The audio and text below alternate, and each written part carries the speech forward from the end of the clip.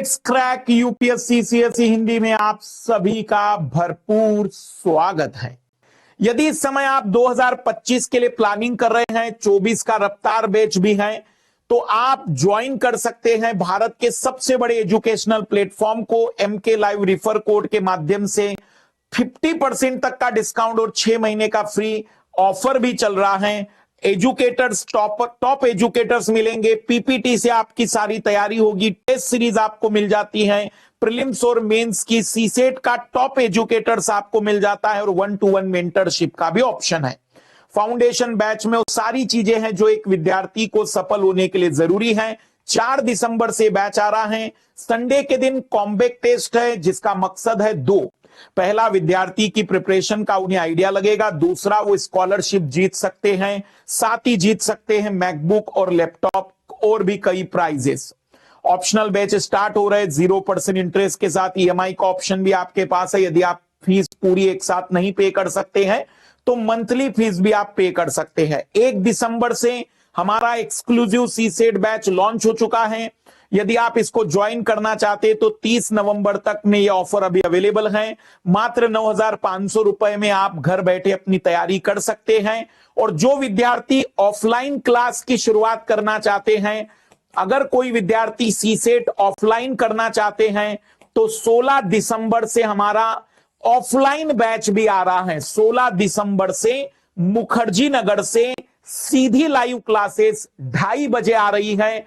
तो जो ऑफलाइन करना चाहते हैं वो मुखर्जी नगर से ज्वाइन कर सकते हैं। 16 दिसंबर से कक्षाएं शुरू होगी। जिन्हें ऑनलाइन करना है वह प्लस की कक्षाओं के माध्यम से सुबह 6:30 बजे की ये क्लास होगी। तो 2 बैच सीसेट के आपके लिए हैं। जो भी आप चुनना चाहते हैं, ऑनलाइन ऑफलाइन दोनों ऑप्शन आपके पास रहेंगे।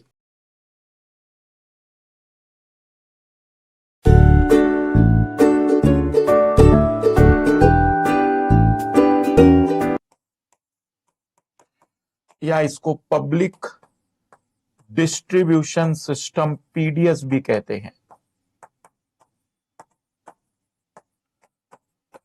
नॉर्मल बोलचाल की भाषा में ये हमारे आसपास मिलने वाली वो राशन की दुकान है जिनको हम एक प्रकार से फेयर प्राइस शॉप भी कहते हैं, उचित मूल्य की दुकानें भी कहते हैं। उचित मूल्य की दुकानें भी कहते हैं। राशन की दुकानों पर हम बातचीत करने जा रहे हैं। एक्चुअल में हमारे देश में जो पीडीएस सिस्टम है जिसके माध्यम से गरीब लोगों तक उचित कीमत पर अनाज पहुंचाया जाता है, ये वास्तविक रूप में 1990 के बाद का कंसेप्ट है। सभी लोग पहले तो ये बात समझ पा रहे हैं कि हम जिस घटना की, जिस कंसेप्ट की बात कर रहे हैं, पब्लिक डिस्ट्रीब्यूशन सिस्टम पीडीएस, वो अपने आसपास में जो सरकार की राशन की दुकानें हैं जहां गेहूं, चावल, चीनी, पुराने जमाने में मिट्टी का तेल भी मिलता था। अगर आप मुझे लगता है आप लोगों ने भी कभी अगर गए होंगे तो मिट्टी का तेल पहले मिलता था, जिनको अलग अलग नाम से जाना जाता है। तो हम उस टॉपिक को पढ़ रहे हैं। तो सबसे पहले क्या हुआ था कि पीडीएस सिस्टम को हम समझे अगर, तो ये समवर्ती सूची का विषय है। इसमें कुछ काम केंद्र सरकार की तरफ है, कुछ काम राज्य सरकार की तरफ है।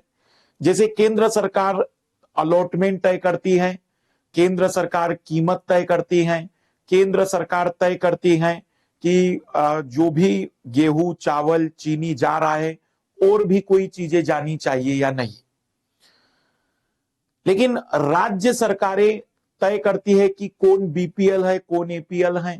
राज्य सरकारें तय करती है कि लाभार्थी कौन रहेगा। राज्य सरकार लाइसेंस देने के लिए डिसाइड करती है कि किसको लाइसेंस दिया जाएगा, जो तोलने वाले का काम करता है। राज्य सरकारें अमाउंट को, मतलब खास करके कि कितना किलो देना है, नहीं देना है, ये सब राज्य सरकारों के अधीन होता है। पीडीएस सिस्टम की कहानी शुरू होती है 1959 के दौर में। 1959 में भारत के कुछ शहरों में जहां पर अनाज की बहुत किल्लत थी, वहां पर सरकार ने एक अनाज कार्यक्रम के रूप में शुरुआत की। लेकिन 1969 में भारत के भूखमरी वाले क्षेत्र में इसको विस्तारित किया गया।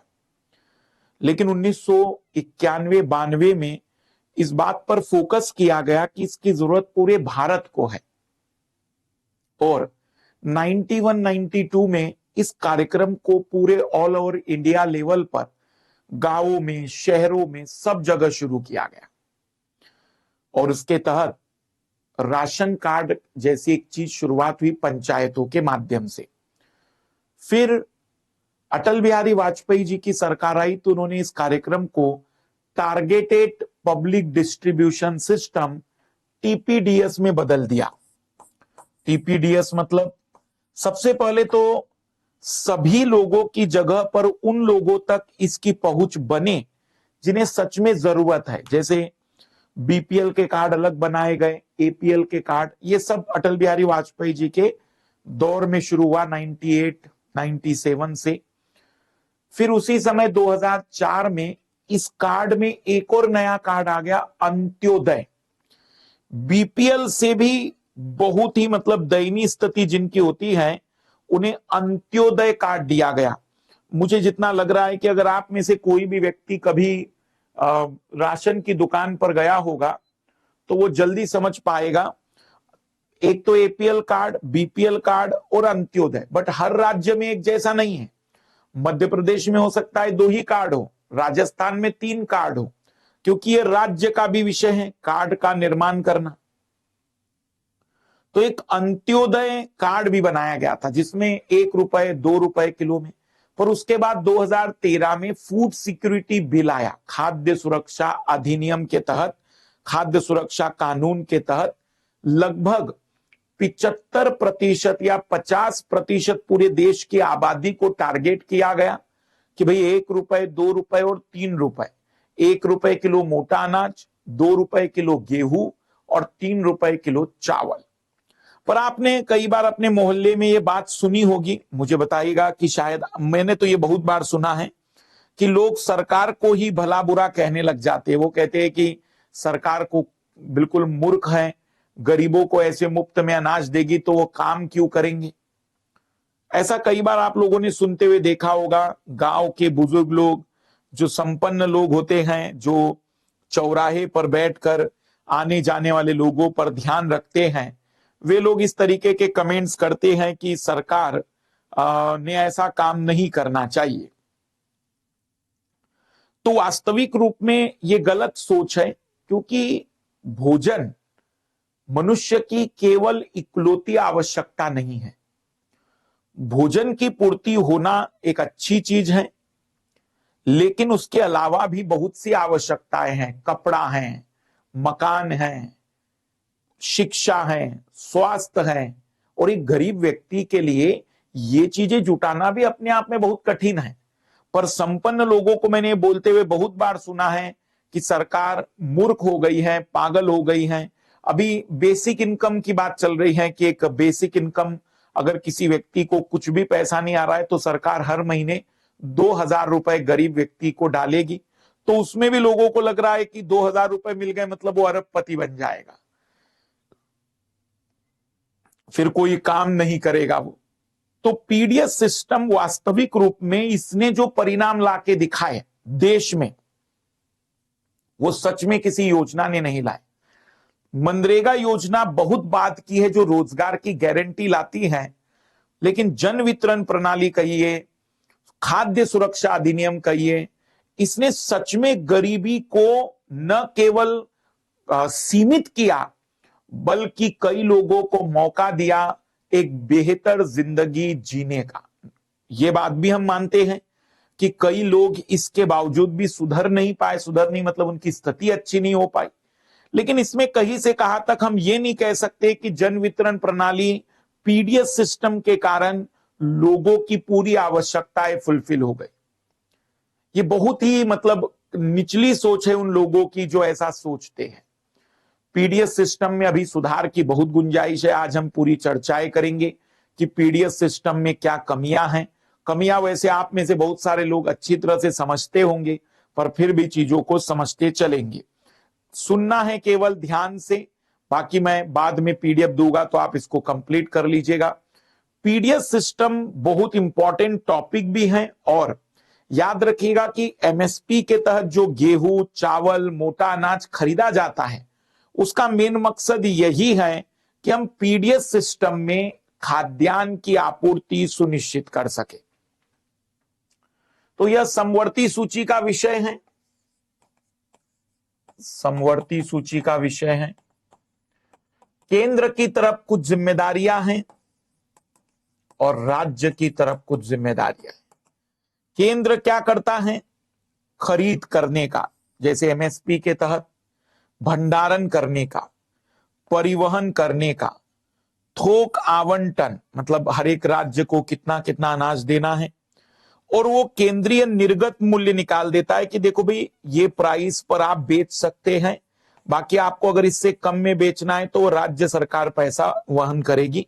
जैसे अगर आप देखेंगे तो अगर आपके पास नॉर्मल राशन का कार्ड है तो शायद आपको गेहूं 7 रुपए या 6 रुपए किलो मिलता होगा। मतलब अब मैंने आखिरी बार राशन की दुकान कक्षा 6वीं 7वीं में, मतलब मैं खुद गया हूं, तो कक्षा 6वीं 7वीं, मतलब ये बात है 1999 के जमाने की।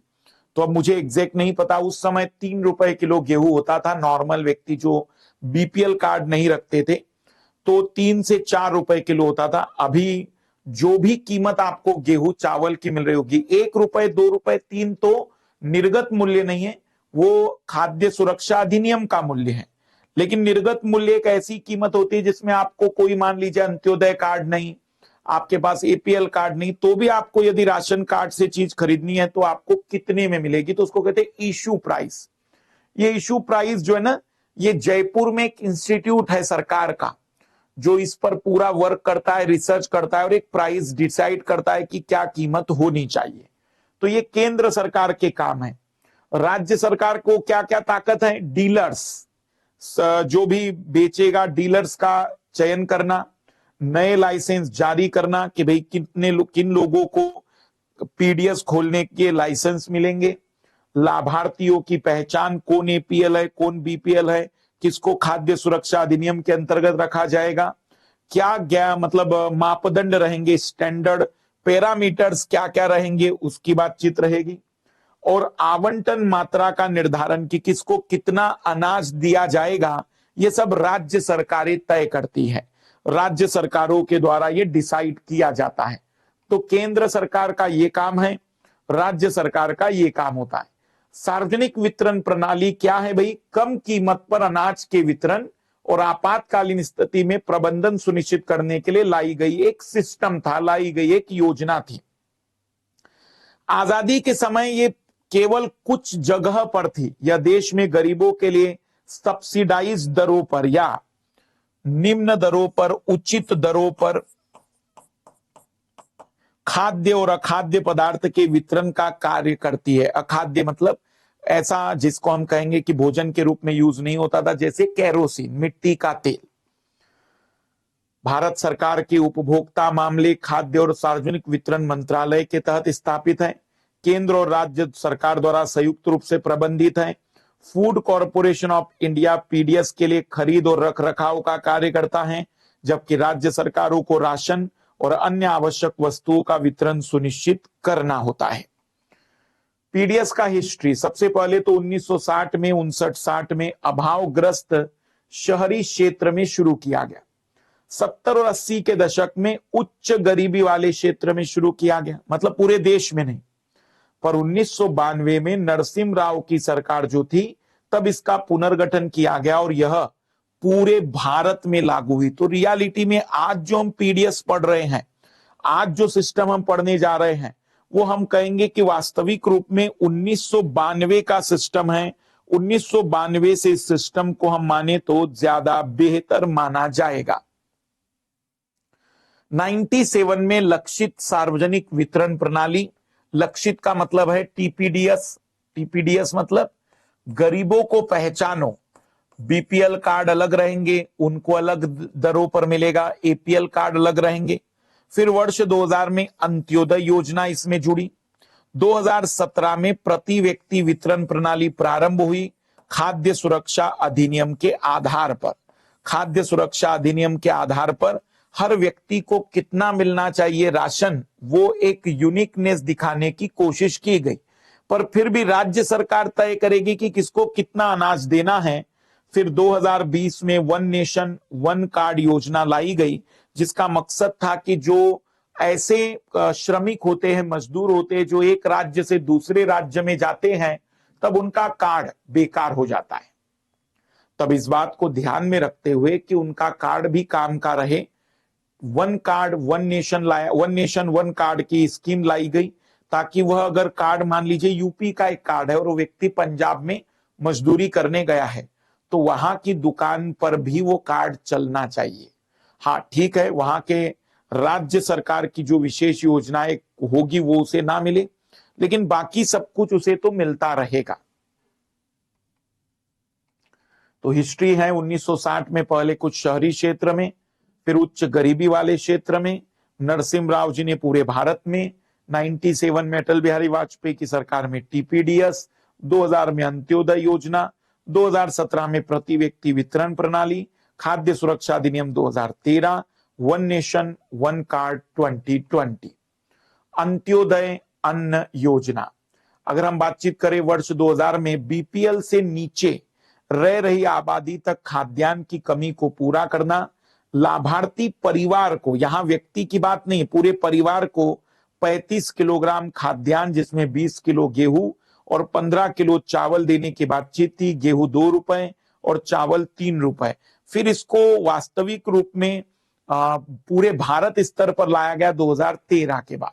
योजना का लाभ केवल उन्हीं लोगों को जिनकी आय का कोई स्थिर साधन नहीं है। योजना के अंतर्गत लगभग 2.5 करोड़ गरीब, लेकिन मैं कहूंगा 2.5 करोड़ पूरे बीपीएल नहीं, 2.5 करोड़ बीपीएल से भी बहुत, मतलब सबसे गरीब लोगों का लेवल, दिव्यांग भी अब इसमें शामिल है। फिर 2003 में आया राष्ट्रीय खाद्य सुरक्षा अधिनियम। 2003 में हमारा देश दुनिया का पहला देश बना जिसने अपने नागरिकों को ये गारंटी दी कि अगर आपको मतलब अनाज नहीं मिलता भोजन के लिए, तो हम आपको आपके प्रति जवाबदेह है।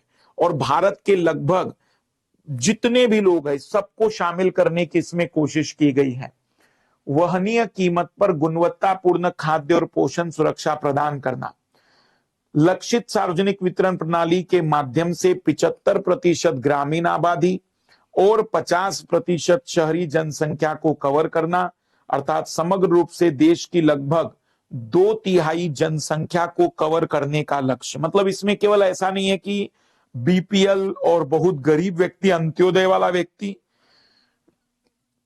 जबकि भारत की लगभग 2/3 आबादी को टारगेट करते हुए इस योजना को, इस अधिनियम को लाया गया, इस कानून को लाया गया, जिसका मकसद था भारतीय लोगों को न्यूनतम कीमत पर भोजन की उपलब्धता सुनिश्चित करना। पात्रता का निर्धारण करने की शक्ति राज्यों को दी गई है। जैसे मैं आपको बताऊं, तमिलनाडु राज्य ने क्या किया कि पात्रता की शर्त ही हटा दी, डायरेक्ट कहा 100%। ऑब्वियसली भाई, जिन लोगों के पास बहुत अच्छा पैसा होता है वो राशन की दुकान से चीजें नहीं खरीदते, वे क्वालिटी और बहुत सारी चीजें देखते हैं। पर जिनके पास पैसा नहीं है वे राशन की दुकान पर जाते हैं। तो पीडीएस सिस्टम के तहत गांवों में है ये, कुछ मैंने देखा है बदमाश लोग जो संपन्न होकर भी जानबूझ के राशन की दुकान से ही सामान खरीदेंगे और सस्ते कीमत पर चीजें खरीदने की कोशिश करते हैं। लेकिन जनरली मैंने अधिकतर लोगों को देखा है कि चावल की कई क्वालिटीज आने के कारण वे अपनी मर्जी का चावल लेते। तो तमिलनाडु सरकार ने क्या किया, 100% पात्रता, कोई भी आए लेकर जा सकता है, ताकि ऑब्वियसली जिन लोगों को लगता है कि जरूरत है वही लेने आएंगे। उसके साथ उन्होंने मोटिवेशनल कैंप भी चलाए ताकि लोगों के अंदर अवेयरनेस भी फैलने लग जाए। पात्रता, लक्षित सार्वजनिक वितरण प्रणाली के तहत राज्य द्वारा निर्धारित परिवार, अंत्योदय अन्न योजना के तहत पूरे परिवार इसमें शामिल रहेंगे। बीपीएल जैसी कोई शर्त नहीं है। राशन कार्ड जारी करने के उद्देश्य से परिवार की 18 वर्ष या उससे अधिक आयु की सबसे बड़ी महिला को घर का मुखिया माना जाएगा। इस अधिनियम के तहत महिला सशक्तिकरण को भी केंद्रित किया गया और महिला सशक्तिकरण के माध्यम से हम ये कह सकते हैं कि महिला को मुखिया मानते हुए उनके नाम से कार्ड जारी करने का आदेश दिया गया। प्रति माह प्रति व्यक्ति, प्रत्येक व्यक्ति के अकॉर्डिंग 5 किलोग्राम खाद्यान्न, जिसमें 3 रुपए किलो चावल और 2 रुपए किलो गेहूं और 1 रुपए किलो मोटा अनाज। कई राज्यों में है नहीं मोटा अनाज, पर अगर किसी में मिलता हो तो 1 रुपए किलो। अंत्योदय अन्न योजना के तहत मौजूद प्रति माह प्रति परिवार 35 किलोग्राम खाद्यान्न की जगह पर इसे शुरू किया गया। मतलब व्यक्ति के अनुसार एक व्यक्ति को इतना अनाज दिया जाएगा। गर्भवती महिला और स्तनपान कराने वाली माताओं को गर्भ अवस्था के दौरान तथा बच्चे के जन्म के 6 माह के बाद भोजन प्लस 6,000 रुपए का मातृत्व लाभ। ये 6,000 रुपए मिलते हैं अभी भी। अगर आपने आसपास कभी देखा होगा, सरकारी अस्पताल में यदि मतलब बच्चे का जन्म हुआ होगा तो 6,000 रुपए सरकार इनाम के रूप में देती है। और दूसरी बड़ी जो बातचीत होती है कि जो गर्भवती महिलाएं हैं, स्तनपान कराने वाली महिलाएं हैं, उनको भोजन, मतलब वो राशन तो मिलता ही है, इसके अलावा भोजन, अगर भोजन नहीं दे रहे तो राशन की मात्रा को बढ़ा दिया जाता है। गर्भवती महिलाओं के लिए कैलोरी की मात्रा स्पष्ट रूप से निर्धारित नहीं है, हालांकि कई राज्यों ने इस संबंध में अपने यहां व्यवस्था की है। खाद्यान्न या भोजन की आपूर्ति नहीं होने की स्थिति में लाभार्थी को खाद्य सुरक्षा भत्ता, मतलब यदि किसी कारणवश सरकार समय पर भोजन उपलब्ध नहीं करा पाई, तब ऐसी परिस्थिति में यह तय किया गया है कि सरकार खाद्यान्न का भत्ता देगी, मतलब पैसा देगी कि भाई आप मार्केट से खरीद कर ले लीजिए, क्योंकि मैं आपको दे नहीं पाया, क्योंकि वो कानून है। हमारे देश में इकलौता देश है जो ये कानून बन देता है कि अगर सरकार भोजन उपलब्ध नहीं करा पा रही है तो फिर सरकार एक तरीके से भत्ता उपलब्ध कराएगी। जिला और राज्य स्तर पर शिकायत निवारण तंत्र बनाए गए हैं। कुछ राज्यों में काफी अच्छे काम किए गए हैं, जैसे मैं कहूंगा कि पंजाब, हरियाणा में या फिर मैं कहूंगा यूपी में भी कुछ सुधार देखे गए हैं कि अगर किसी जगह पर पीडीएस सिस्टम जिसको मिला है, दुकान का लाइसेंस जिसको मिला है, अगर 15-20 लोग शिकायत कर देते हैं तो उसका लाइसेंस भी रद्द हो जाता है। लेकिन अभी भी झारखंड, बिहार, उड़ीसा, जहां पर ज्यादा जरूरत है, अभी वहां सुधार की बहुत सी संभावनाएं बाकी है। तो अगर हम बातचीत करें तो यह अब नया अपडेशन आ गया है। 2019 में यह आया था, 2020 से लागू हो चुका है। वन नेशन वन कार्ड, इसका मतलब है कि आप राशन की जो एक तरीके से हम कहेंगे कि कार्ड है, उस कार्ड को पूरे भारत में लागू करा सकते हैं। यहां तक कि मान के चलिए कि दिल्ली में कार्ड मिला है, हमें लगता है कि मुखर्जी नगर में क्वालिटी अच्छी नहीं है, मॉडल टाउन वाले राशन की दुकान पर क्वालिटी अच्छी है, तो वहां पर भी जा सकते हैं, मतलब आप वहां से भी खरीद ले सकते हैं। मतलब कहने का अभिप्राय ये है, विकल्प दिए गए हैं, ऑप्शन दिए गए हैं। क्वालिटी सभी राशन की दुकानों पर अच्छी नहीं होती है, तो जहां पर आपको लगे आप इस कार्ड के माध्यम से चीजों को खरीद सकते हैं। 2019 में राष्ट्रीय खाद्य सुरक्षा अधिनियम के तहत लागू केंद्रीय उपभोक्ता मामले, खाद्य और सार्वजनिक वितरण मंत्रालय के अंतर्गत योजना है खाद्यान्न वितरण में सुगमता सुनिश्चित करते हुए खाद्य सुरक्षा के लक्ष्य को सार्थक करना। सार्वजनिक वितरण प्रणाली के अंतर्गत आने वाले लाभार्थी एक कार्ड से पूरे देश में कहीं भी राशन प्राप्त करने में सक्षम है। 2013 के राष्ट्रीय खाद्य सुरक्षा अधिनियम के तहत सभी लोगों को अनाज की उपलब्धता सुनिश्चित करना, प्रवासी मजदूरों की खाद्य सुरक्षा जो बेहतर रोजगार के लिए अवसर तलाशने में दूसरे राज्य में चले जाते हैं, उनके लिए एक अच्छा विकल्प है। लाभार्थी को राष्ट्रीय स्तर पर अपनी पसंद के उचित मूल्य की दुकान से खाद्यान्न खरीदने के लिए एक विकल्प मिल जाएगा। जैसे मैंने आपको कहा कि अब उनके पास ऑप्शन है। पहले ये होता था कि हम जिस जगह पर, शायद आप लोग कभी लेने गए होंगे, तो पहले तो बहुत गंदा सिस्टम था कि अगर किसी दूसरी दुकान पे चले गए तो जो डीलर है वो बहुत जोर से चिल्ला देता था कि तुम्हें पता नहीं क्या कि ये दूसरे लोगों की दुकान है, तुम यहाँ कैसे आ गए, तो भगा देता था। वह उसी दुकान से खरीदने के लिए हमें मजबूर करते थे जहां पर हम रहते थे। लेकिन अब इसमें बहुत अच्छा सिस्टम कर दिया है, वन नेशन वन कार्ड के तहत कि पूरे देश में आप कहीं पर भी परचेस कर सकते हैं। फिर एक मूवी जो नायक मूवी बनी थी उसमें भी आपने देखा होगा कि वर्ल्ड कप वाला जो दिखाया जाता है, चोरी के कई आते हैं, अभी भी मामले सामने हैं। जैसे मान लीजिए कि 5 किलो प्रति व्यक्ति देने के लिए कहा गया है, तो पता चल रहा है कि 1 किलो कम दिया जा रहा है, और वो डीलर क्या कहेगा, सरकार ने ऊपर से 1 किलो मना कर दिया है या मुझे ऊपर देना पड़ता है। तो रियलिटी में खुले तौर पर अभी भी कई जगह बदमाशी चल रही है, लेकिन फिर भी पीडीएस सिस्टम ने कुछ बेहतर परिणाम लाने में मदद की है। अब आइए जरा कमियों को देखते हैं, क्योंकि हम सारी चीजें हिस्ट्री के रूप में समझ चुके हैं। फिर 2-3 बड़ी बातें यहां पर हमें याद रखनी, अंत्योदय अन्न योजना, फिर 2013 का अधिनियम, उसके बाद वन नेशन वन कार्ड। अब हम बात कर रहे दोष। देखो दोष इसमें कमियां तो बहुत सारी है, इस सिस्टम में चीजें अभी भी बहुत बेहतर नहीं है। पहली कमी तो क्वालिटी की है। सरकार गेहूं जब खरीदती है, चावल जब खरीदती है, तो बहुत अच्छे स्टैंडर्ड के आधार पर खरीदी जाती है चीजें, लेकिन पता नहीं जब ये दुकानों, राशन की दुकानों तक पहुंचती तो चीजें बदल जाती हैं। तो क्वालिटी का बहुत बड़ा दोष है। इसको हम लीकेज की प्रॉब्लम भी कहते हैं। लीकेज का मतलब होता है कि सरकार ने 100 किलो भेजा था, लेकिन राशन की दुकान पे 50 किलो ही पहुंचा, 50 कई रास्ते में ही गायब हो गया। तो पहला तो क्वालिटी का प्रॉब्लम है कि क्वालिटी अभी भी वैसी नहीं है जैसे होनी चाहिए। दूसरा प्रॉब्लम लीकेज का है। लीकेज का मतलब होता है सरकार ने ट्रक निकाला, पता चला कि उसमें 12,000 किलो अनाज है, लेकिन जब वो दुकान तक पहुंचा तो 8,000 किलो हो जाता है। कुछ कहेंगे रास्ते में गिर गया, कुछ कहेंगे प्रॉब्लम्स हो गई, कई सारे रीजन बताए जाते हैं।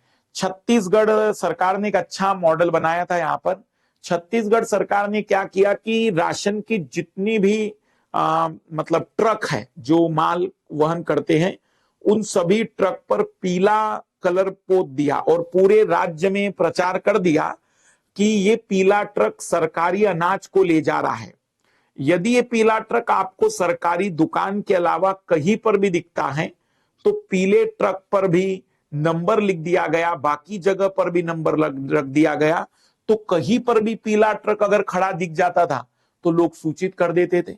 तो लीकेज बहुत अच्छे से कंट्रोल हो गया छत्तीसगढ़ में। से कहते छत्तीसगढ़ मॉडल। छत्तीसगढ़ मॉडल से 3 बातें सीखनी जैसी है जिससे हम समस्या का हल ढूंढ सकते हैं। छत्तीसगढ़ की सरकार ने बहुत अच्छा काम क्यों किया पीडीएस में। पहले तो इन्होंने पूरी तरह से जितनी भी राशन के ट्रक हैं उन सबको पीले रंग से रंगा दिया और पूरे राज्य में मार्केटिंग कर दी कि ये जो पीले रंग का ट्रक है ये इसका काम है अनाज का परिवहन, बाकी इसका दूसरा कोई काम नहीं है। यदि आपको कहीं और मिलता है तो आप इस नंबर पे सूचना दे सकते हैं। दूसरा, उन सभी ट्रक में जीपीएस लगवा दिया। भाई आज के जमाने में जैसे कार आती है तो कार कहां जा रही है, कोई चीज कहां पर है, जीपीएस के माध्यम से बहुत आसानी से पता चल जाता है। तो छत्तीसगढ़ सरकार ने सभी अनाज के ट्रकों में जीपीएस लगवा दिया और उसका परिणाम यह हुआ कि उनकी लोकेशन हमेशा ही एक पर्टिकुलर जगह पर रिकॉर्ड होने लगी। तो कभी भी अगर उनकी शिकायत आती है तो उसके आधार पर उन पर कार्रवाई की जा सकती है। और तीसरा, इलेक्ट्रॉनिक माप करने वाले, मतलब इसको हम कह सकते हैं कि तराजू की जगह पर, जैसे पुराने जमाने में जो तराजू होते थे कोई मैग्नेट लगा देता था, कोई तराजू में बदमाशी कर देता था, लेकिन अब इसमें इलेक्ट्रॉनिक मापक बना लिए गए। तो इलेक्ट्रॉनिक मापक का फायदा क्या हुआ कि जनरली इलेक्ट्रॉनिक मापक में चीजों को अपनी अकॉर्डिंग कर पाना थोड़ा मुश्किल हो जाता है। तो इलेक्ट्रॉनिक मेजरमेंट का यूज किया जाने लगा जिससे कि चीजें और बेहतर होने लगी। तो छत्तीसगढ़ सरकार के मॉडल को बाकी देशों में भी, बाकी राज्यों में भी अपनाया जा सकता है। तो सबसे पहले आते हैं कमियों में। तो पहली कमी क्वालिटी की है, दूसरी कमी लीकेज की है। लीकेज का मतलब होता है कि अनाज गायब हो जा रहा है बीच में। तीसरी कमी है इंक्लूजन और एक्सक्लूजन एरर। इंक्लूजन और एक्सक्लूजन एरर। इंक्लूजन एरर का मतलब होता है जिनको लाभ मिलना चाहिए उनको लाभ नहीं मिल रहा है, और एक्सक्लूजन एरर का मतलब जिनको नहीं मिलना चाहिए उनको मिल रहा है। इंक्लूजन और एक्सक्लूजन एरर के कारण यह लक्ष्य को हासिल नहीं कर पा रही है, वो वास्तविक परिणाम नहीं ला पा रही है। चौथा ड्रॉबैक क्या है भाई? चौथा ड्रॉबैक है, अभी भी यहां पर जो डीलर्स हैं वो सही समय पर दुकानें नहीं खोल पा रहे हैं, वो सही समय पर वितरण नहीं कर पा रहे हैं। और जैसे हम कहेंगे होम डिलीवरी होनी चाहिए, अब तो जो बुजुर्ग परिवार है वहां होम डिलीवरी की व्यवस्था होनी चाहिए। कई राज्यों में शिकायत आई है कि जो डीलर्स है वो शिकायत कहते हैं कि भाई केवल अनाज, उनकी सैलरी कम है, उनका ऐसा कहना है, और केवल गेहूं चावल बेचकर वे अपने लाइसेंस को मिलने के बावजूद भी अपना 2 वक्त की रोटी प्राप्त नहीं कर पा रहे।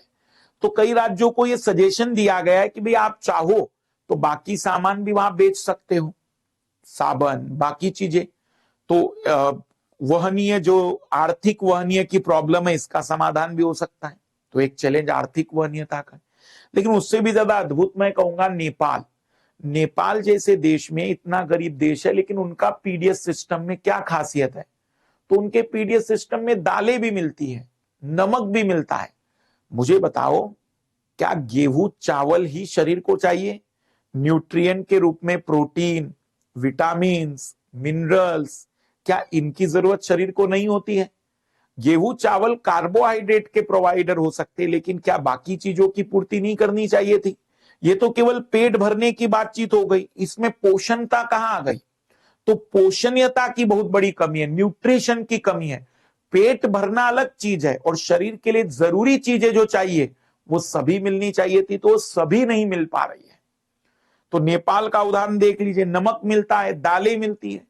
भारत इतना अच्छी स्थिति में है, क्या भारत को अपने फेयर प्राइस की दुकानों पर सब्जियां, मैं कहूंगा कि अनाज के जितनी वेराइटीज हो सकती है, अरे जितनी 22 फसलों पर बातचीत चल रही है, वही 22 फसलों में 15 फसलें उपलब्ध करा दीजिए, ताकि भारतीय नागरिकों को पोषणीयता मिल सके। नहीं तो फिर पता चल रहा है कि भोजन तो मिल गया लेकिन पोषण नहीं मिल पाया। पेट भरना और पोषण मिलना दोनों अलग अलग चीजें हैं। तो ये बहुत महत्वपूर्ण है। तो आइए जरा देखते हैं दोष क्या क्या है, क्या क्या ड्रॉबैक्स हैं। खाद्यान्नों की निम्न गुणवत्ता, पोषण युक्त खाद्यान्न नहीं है, अर्थात केवल भोजन की आपूर्ति है, न कि पोषण की, और वो भी चावल गेहूं, बस यही 2 चीजें। केंद्र और राज्य के बीच में कई बार झगड़े हो जा रहे हैं। राज्य आरोप लगा रहा है कि केंद्र ने हमें अनाज कम दिया, और केंद्र कह रहा है कि इन्होंने प्रॉपर तरीके से अनाज और लाभार्थियों तक चीजें नहीं पहुंचाई। गरीबी जनसंख्या के आधार पर परिभाषित है, मतलब अभी भी गरीबी के लिए बेटर मापदंड नहीं है। तेंदुलकर कमेटी जो लाई गई थी, फिर सुरेश तेंदुलकर के बाद रंगराजन कमेटी लाई गई थी। राज्य के पास कोई ऑफिशियल डाटा नहीं है।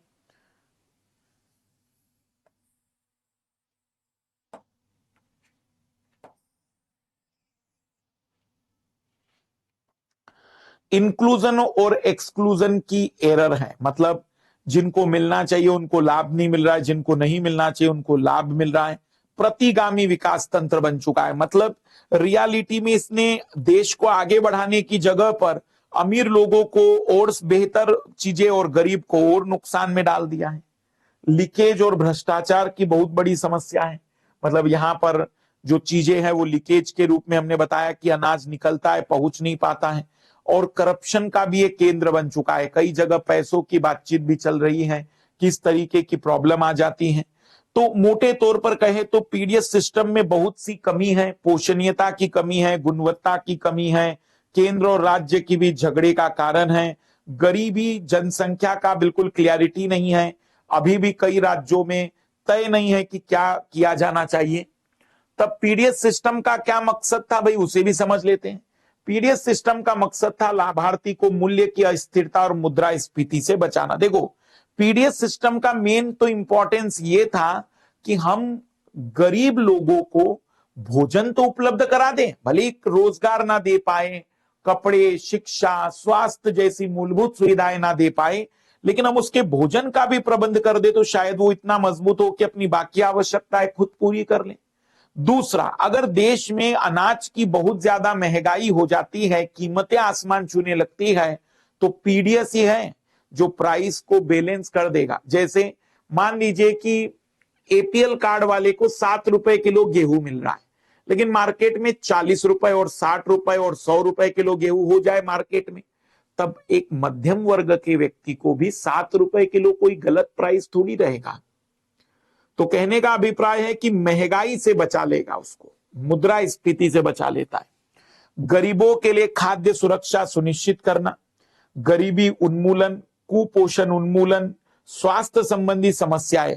स्वास्थ्य संबंधी इसलिए क्योंकि माना जाता है शरीर में खुद सुधरने की क्षमता होती है यदि उसको बेहतर तरीके से भोजन या पोषण की उसकी आवश्यकताएं पूरी हो।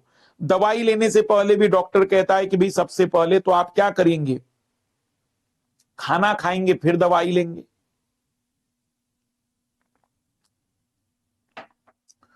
तो इसका समाधान भी बहुत जरूरी है।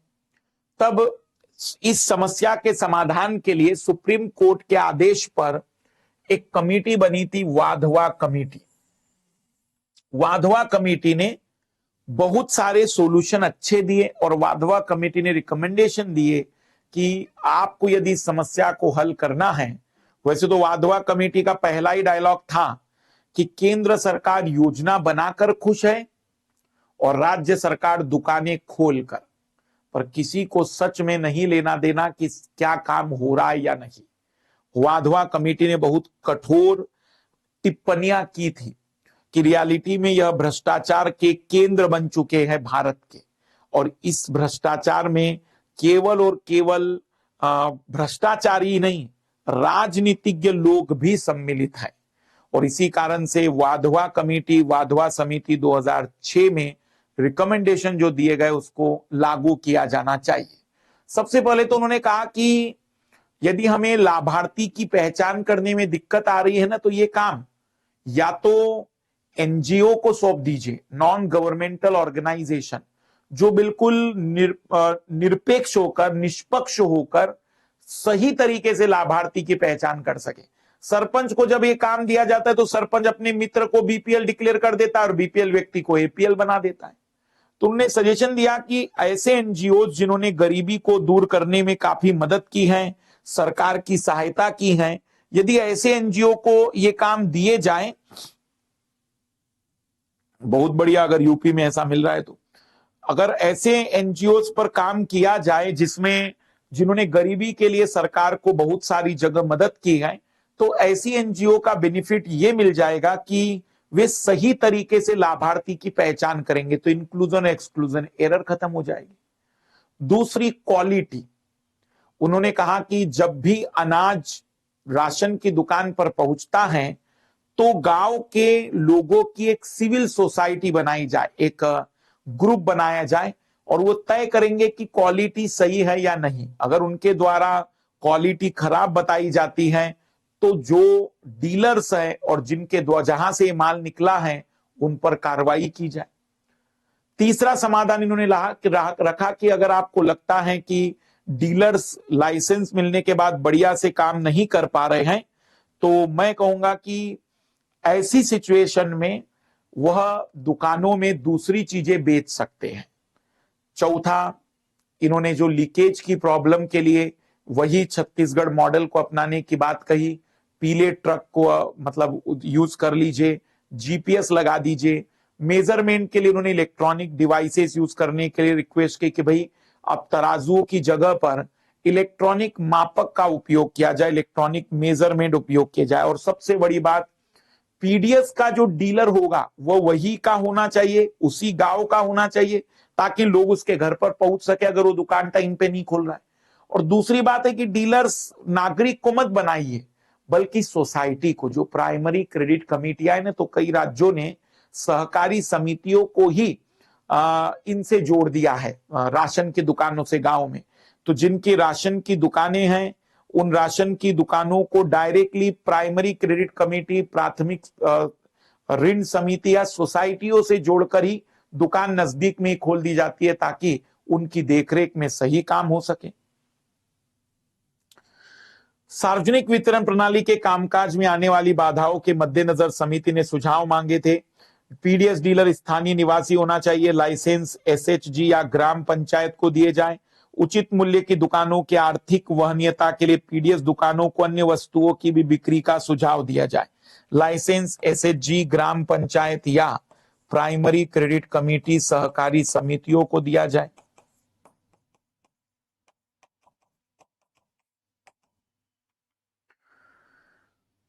मतलब एक तरीके से वाधवा कमेटी ने उन सभी चीजों पर ध्यान दिया। मैं कहूंगा यहां एक और चीज आप जोड़ सकते हैं, छत्तीसगढ़ मॉडल को अपनाया जाए, छत्तीसगढ़ मॉडल, और दूसरा तमिलनाडु मॉडल।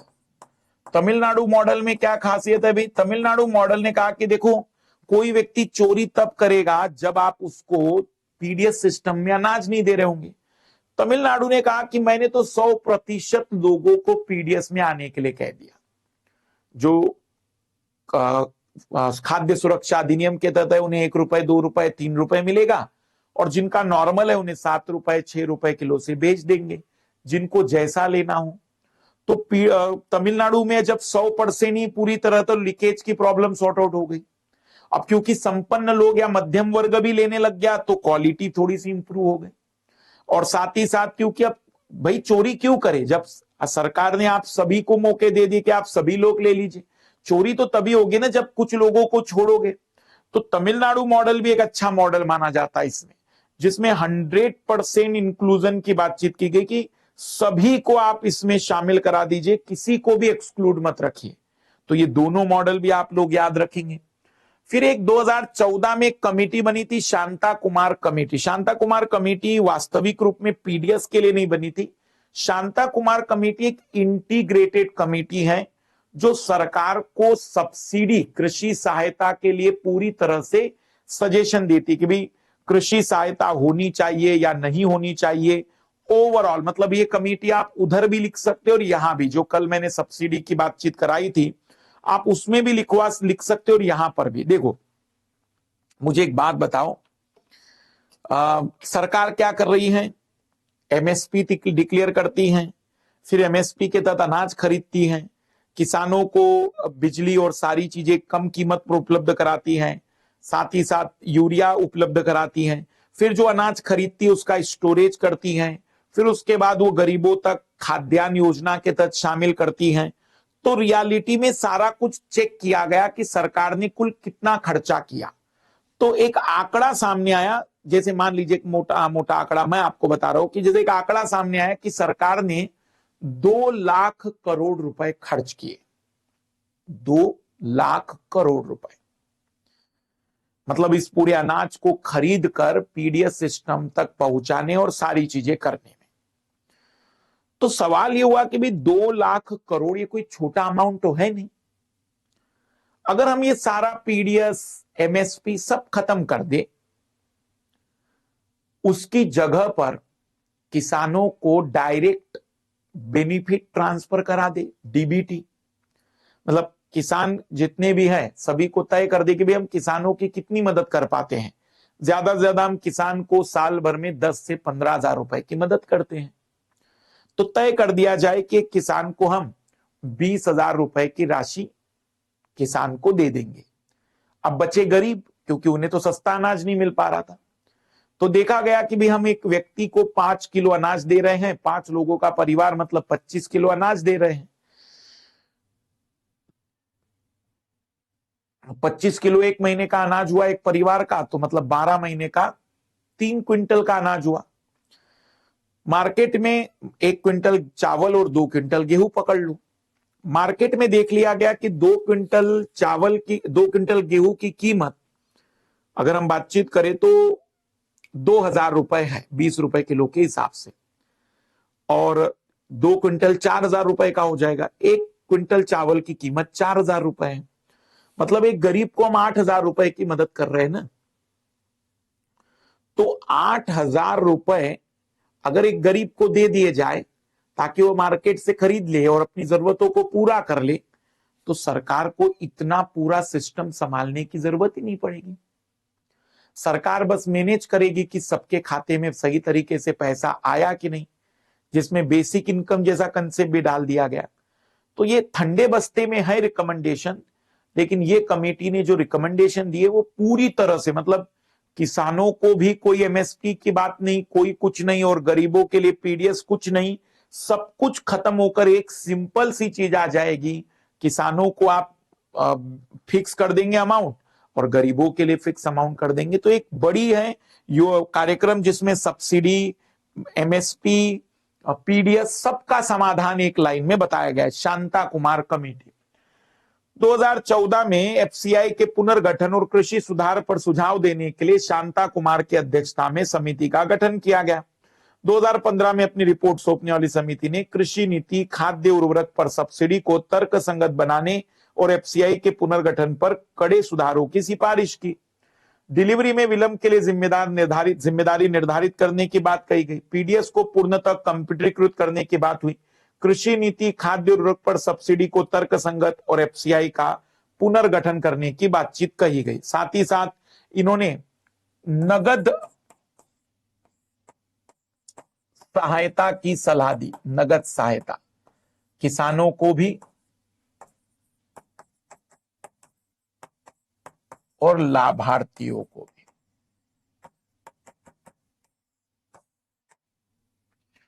ताकि उसका जो सबसे महत्वपूर्ण काम है सरकार का कि गरीबों की भी मदद हो जाए, किसानों को भी सुरक्षा मिल जाए, तो एक समाधान। लेकिन ये ठंडे बस्ते में इसलिए चला गया क्योंकि इतना आमूलचूल परिवर्तन अभी देश में राजनीतिक इच्छा शक्ति नहीं है। कोई भी राजनीतिक पार्टी नहीं चाहती है कि इस समय नागरिकों की नाराजगी को झेलना पड़े, इसलिए इस पर इतना कोई ध्यान नहीं हुआ। बाकी हमारी तरफ से कुछ और सजेशन है। जीपीएस प्रणाली का उपयोग किया जाए, मापन की डिजिटल मशीन ली जाए, मैसेज के द्वारा सूचना अभी आ गया, कुछ राज्यों में मैंने देखा मैसेज भी आने लगे हैं। बायोमेट्रिक प्रयोग होने लग गए हैं। आपको पता होगा आधार कार्ड, बायोमेट्रिक पहचान के माध्यम से अब चीजें होने लगी हैं।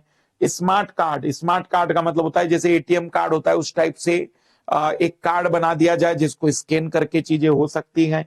कठोर क्रियान्वयन और प्रभावी शिकायत निवारण तंत्र, मतलब एक ऐसा सेंटर बना दीजिए जिले वाइज, संभाग वाइज, ताकि कहीं की भी शिकायत नागरिक भेज सके, फोन करके बता सके कि यहाँ क्वालिटी नहीं मिल रही है, यहाँ कमी बताई जा रही है, वो 5 किलो की जगह 4 किलो ही दे रहा है। ऐसी सारी शिकायतों का समाधान मिल सके, तो ये भी आप सुझाव इसमें दे सकते हैं।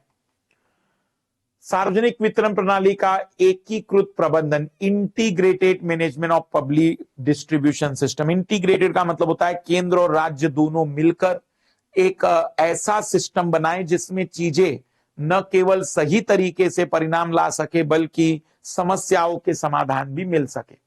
देश के किसी भी भाग में उपस्थित सार्वजनिक वितरण प्रणाली पोर्टल का केंद्रीय पोर्टल से एकीकरण, मतलब सभी पीडीएस की दुकानों का एक डिजिटलाइजेशन। इंटीग्रेटेड जो पीडीएस सिस्टम है, इंटीग्रेटेड मैनेजमेंट पीडीएस प्रणाली आंध्र प्रदेश, गुजरात, हरियाणा, झारखंड, कर्नाटक, केरल, महाराष्ट्र, राजस्थान, तेलंगाना, त्रिपुरा में पहले से ही चल रही है, जिसमें लाभार्थी राज्य के किसी भी जिले में खाद्यान्न प्राप्त कर सकता है। इसको शुरू करने का मकसद यही है ताकि क्वालिटी जहां बेस्ट मिलेगी वहां विकल्प मिलने चाहिए। हाल ही में केंद्रीय उपभोक्ता मामले, खाद्य और सार्वजनिक वितरण मंत्रालय ने प्रधानमंत्री गरीब कल्याण अन्न योजना को बंद करने का निर्णय लिया। ये योजना शुरू हुई थी, अगर आपको पता होगा, कोरोना के दौर में शुरू हुई थी। केंद्रीय उपभोक्ता मंत्रालय के तहत योजना की शुरुआत मार्च 2020 में कोरोना महामारी के दौरान गरीबों को खाद्यान्न की मुफ्त में उपलब्धता के लिए लाई गई थी। इस योजना के तहत लगभग 80 करोड़ लाभार्थी अर्थात देश की लगभग 2/3 जनसंख्या को सम्मिलित किया गया। इस योजना के तहत सार्वजनिक वितरण प्रणाली के तहत प्रदान किए जा रहे 5 किलोग्राम अनाज के अलावा राष्ट्रीय खाद्य सुरक्षा अधिनियम 2013 के तहत 5 किलोग्राम अतिरिक्त अनाज निःशुल्क उपलब्ध कराने का लक्ष्य निर्धारित किया गया था। केंद्रीय वित्त मंत्रालय को इस योजना का नोडल मंत्रालय डिक्लेयर किया गया था, लेकिन अब उस योजना को इसलिए बंद किया गया। प्रारंभ में इस योजना को केवल 3 महीने के लिए लागू किया था, किंतु बाद में समय समय पर विस्तार प्रदान करते हुए दिसंबर 2022 तक लागू कर दी गई। वित्त मंत्रालय के एक आधिकारिक बयान के अनुसार 3 माह के लिए इस योजना को लागू करने में लगभग 45,000 करोड़ रुपए का खर्च आया।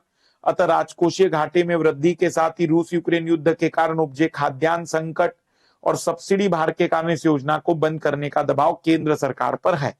हालांकि केंद्र सरकार ने अपनी एक रिपोर्ट में स्पष्ट कर चुकी है कि भारतीय खाद्य निगम के पास खाद्यान्न विशेषकर गेहूं और चावल के स्टॉक में कोई कमी नहीं है। अब नई व्यवस्था लाई जा रही, नई व्यवस्था में एकीकृत खाद्य सुरक्षा योजना क्या है भाई?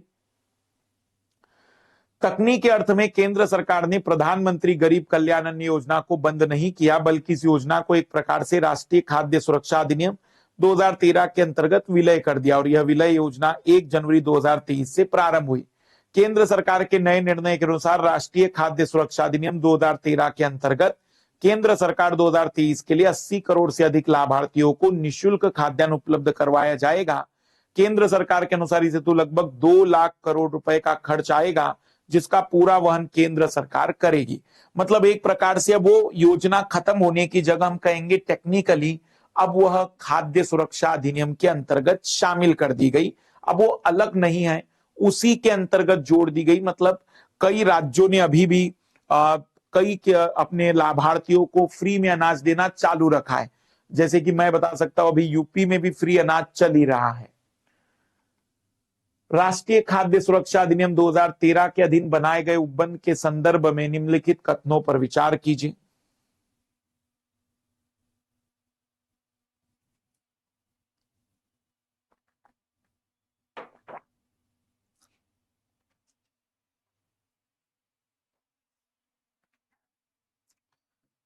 बताइए कि क्या आंसर आएगा।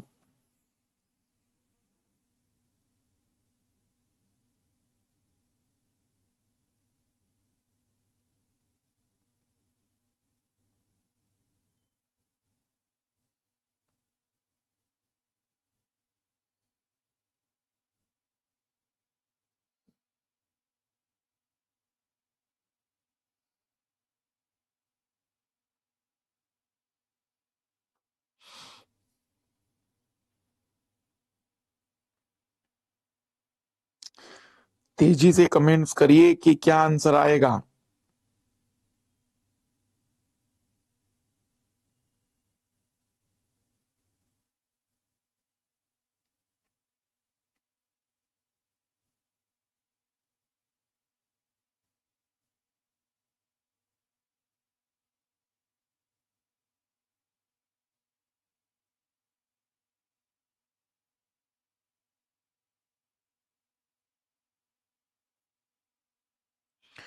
बस 2 ही लालियों का आंसर आया है, अद्भुत है। बाकी लोगों को घर वालों ने बोला होगा कि बेटा कोई जरूरत नहीं आंसर देने की, क्योंकि हमने तो ठान के रखा हुआ है कि 10 साल तक हम पीटी नहीं निकालेंगे। फिर घर वालों के बाद मास्टरों को बदनाम करेंगे हम लोग कि मास्टर ने ये नहीं किया, मास्टर ने वो नहीं किया। मैं तो बहुत ही आइंस्टीन था।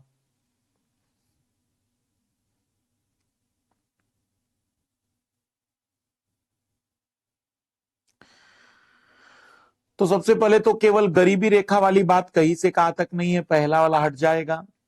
और गर्भवती महिला दुग्ध पान पिलाने वाली माताओं के दौरान प्रतिदिन 1600 कैलोरी वाली कोई बातचीत नहीं है, 6000 रुपए की बात कही गई है।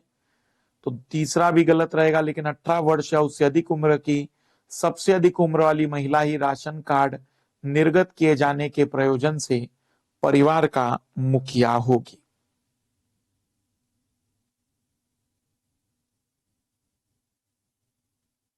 केवल और केवल दूसरा।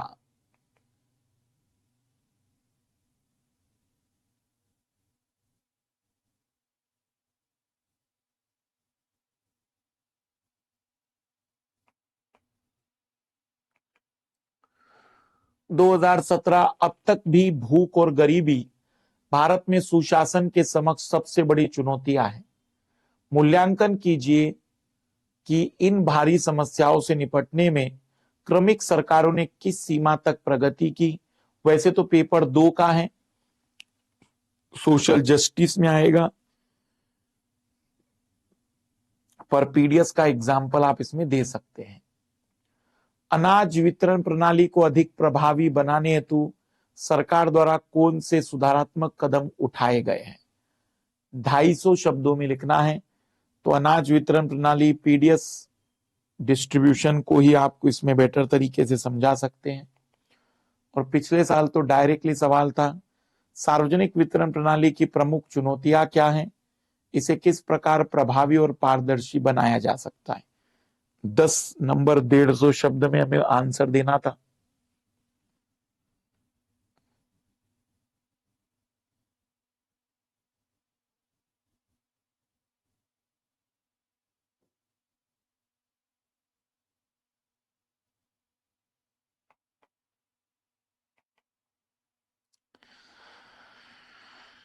आइए अब हम बातचीत कर रहे हैं बफर स्टॉक, हमारे देश में कितना अनाज स्टोरेज है और उसके लिए और क्या कदम उठाए जाने चाहिए। बाकी हमने कल भी बफर स्टॉक पर काफी चर्चाएं की हैं।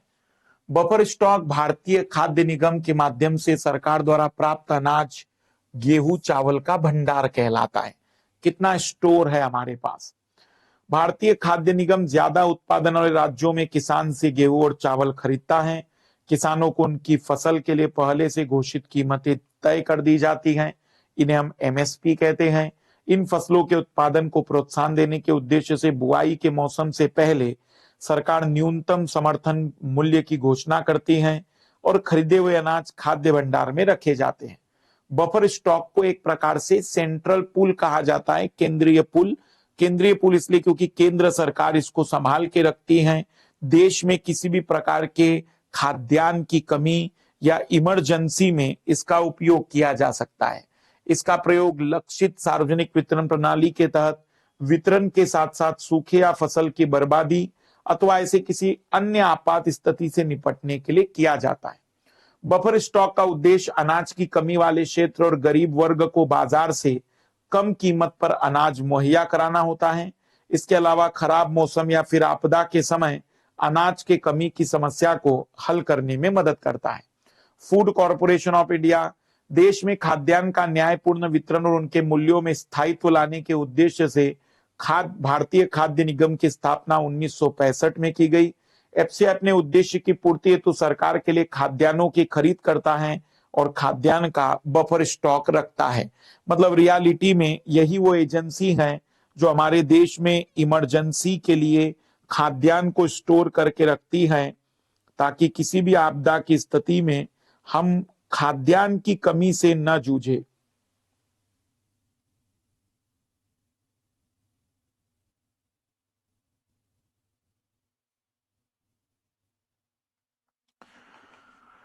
इस खाद्यान्न को सार्वजनिक वितरण प्रणाली के तहत उचित मूल्य की दुकानों पर विक्रय के लिए उपलब्ध कराया जाता है। आर्थिक मामलों की मंत्रिमंडलीय समिति ने 2015 को केंद्रीय पूल में खाद्यान्न के बफर मानक नियमों में संशोधन किए।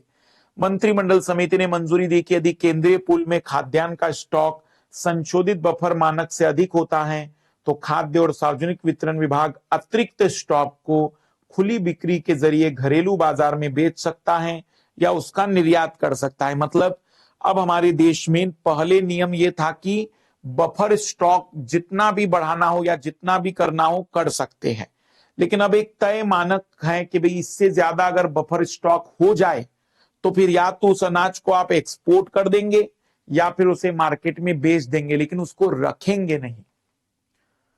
खाद्य सुरक्षा के लिए, खाद्य सुरक्षा का तात्पर्य केवल भोजन की उपलब्धता से नहीं बल्कि सभी लोगों के लिए सदैव पोषण युक्त भोजन की उपलब्धता, पहुंच और उसे प्राप्त करने के सामर्थ्य से है। वर्तमान समय में भारत में खाद्यान्न सुरक्षा की दृष्टि से सबसे बड़ी समस्या गरीबी है, क्योंकि गरीब व्यक्ति के पास इतना धन नहीं है कि वह उसका पोषण युक्त भोजन खरीद सके। वर्तमान समय में भारत की लगभग 1/4 जनता गरीबी से जूझ रही है।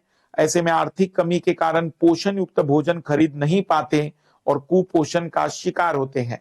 भारत में पारंपरिक रूप से गुणवत्तापूर्ण खाने के स्थान पर अधिक भोजन खाने को महत्व दिया जाता है। मतलब हमारे यहाँ पर लोगों की आदत है, मतलब भूख ना भी हो तो भी जबरदस्ती खिलाया जाएगा, ज्यादा खाना खाने को ज्यादा प्रेरित किया जाता है।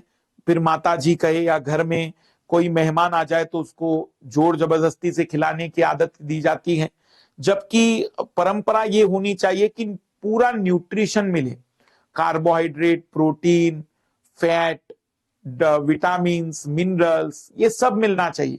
छोटे बच्चों में पोषण की कमी क्यों आ रही है? क्योंकि माताएं छोटे बच्चों को या तो केवल चावल खिला रही हैं या फिर चिप्स खिला रही है, आलू खिला रही हैं। ये सारी चीजें कार्बोहाइड्रेट तो प्रोवाइड करती हैं, लेकिन उसके प्रोटीन की कमी दूर नहीं हो पाती।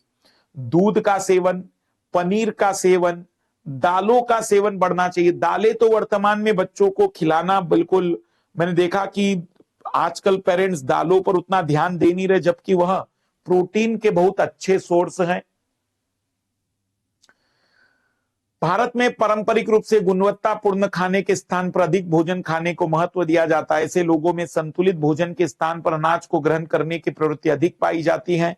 इससे प्रोटीन और अन्य पोषक पदार्थों की कमी हो जाती है। इसके अलावा धार्मिक रुझान के कारण मांसाहार के प्रति नकारात्मक प्रवृत्ति भी कुपोषण का एक कारण है। अंडा जैसे उत्पाद अपेक्षाकृत कम कीमत में प्रोटीन के अच्छे स्रोत हैं। कई सारी जगह पर जैसे अंडे को एक्सेप्ट नहीं किया जाता, वो अपनी अपनी मान्यताएं हो सकती हैं। सोयाबीन उसकी जगह यूज किया जाए, प्रोटीन के अदर सोर्सेज यूज किए जाए। पनीर थोड़ा महंगा हो सकता है, लेकिन सोयाबीन एक बार अच्छा विकल्प माना जा सकता है। दूध एक अच्छा विकल्प माना जा सकता है। तो वहां पर यदि वे मांसाहार नहीं ले रहे हैं तो फिर प्रोटीन के लिए दूसरे विकल्पों को तलाश करके रखें। सरकार की न्यूनतम समर्थन मूल्य की नीति में भी अनाज के पक्ष में है।